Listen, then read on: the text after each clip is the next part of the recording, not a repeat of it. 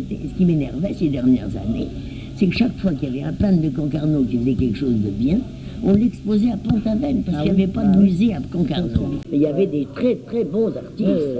C'est pour ça que je crois qu'il y a des mines de tableaux qu'on doit ressortir.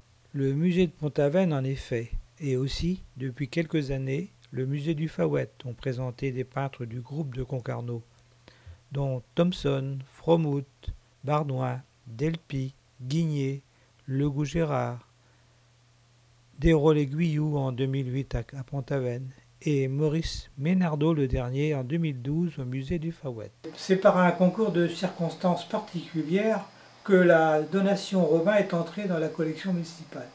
Chargé de mission pour la faisabilité d'un musée de peinture en 1992, j'ai rencontré Simone Robin. Je suis tombé sous le charme de cette ancienne avocate du barreau de Paris.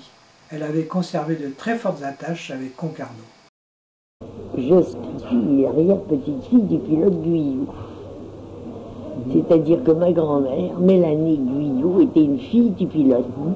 D'accord. Lesquels pilotes avaient une famille nombreuse, ils ne sont pas tous vécus. Et parmi ceux dont on a beaucoup parlé, il y a eu Alfred Guyot, le peintre, bien sûr. Alphonse Guyot, l'amiral. L'amiral, c'est lui-même. Et puis il y avait alors la sœur de ma grand-mère, Suzanne, qu'on appelait marraine, qui a épousé le peintre Théophile Desrolles. Simone avait fait le choix d'offrir sa collection pour le futur musée de peinture de la ville, avec une salle portant le nom d'Étienne Guyou, pour honorer la mémoire de cet arrière-grand-père dont elle était très fière.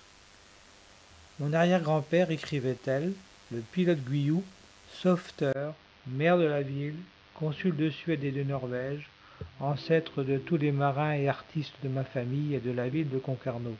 Il a été le fondateur du vivier et du laboratoire. Autrefois, l'oblitération des timbres de la poste de Concarneau indiquait Concarneau, la ville des peintres. On se doit d'en garder le souvenir, disait-elle. J'ai toujours vécu avec des artistes et que j'ai plaidé pour eux. S'ils avaient de l'argent, je le prenais. S'ils n'en avaient pas, ils me donnaient rien, ou je leur en donnais, ou ils me donnaient des tableaux, vous comprenez? Et c'est comme ça, vous savez. Si vous voulez, tout à l'heure, on ira 2 minutes. Mes tableaux, il y en a qui sont emballés.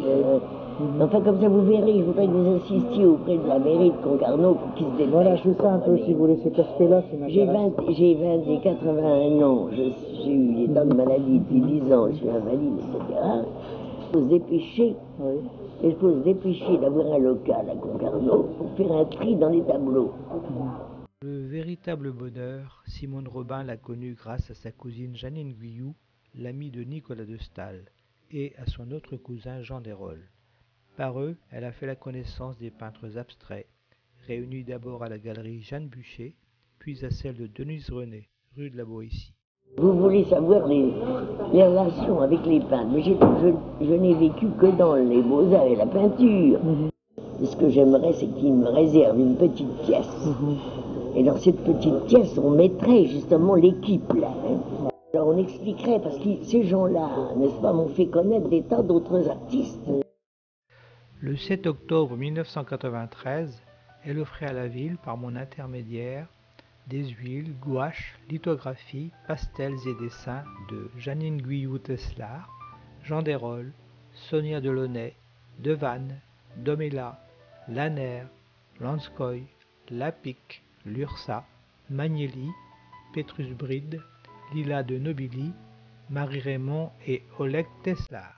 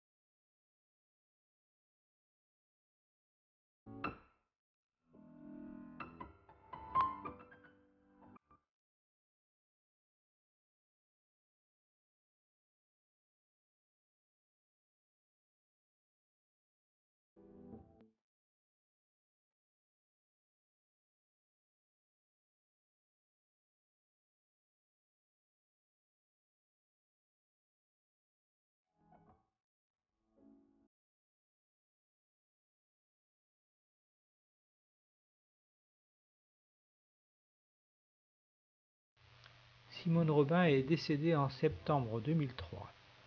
Outre cette donation d'une trentaine d'œuvres significatives à la ville, elle a également offert 2 cires de Berthoud, une belle figure de proue et surtout cette sculpture de son ami Jacobsen. Jacobsen, c'est un grand ami, il m'a donné des tas de choses. Elle avait perdu sa cousine Janine en 1946.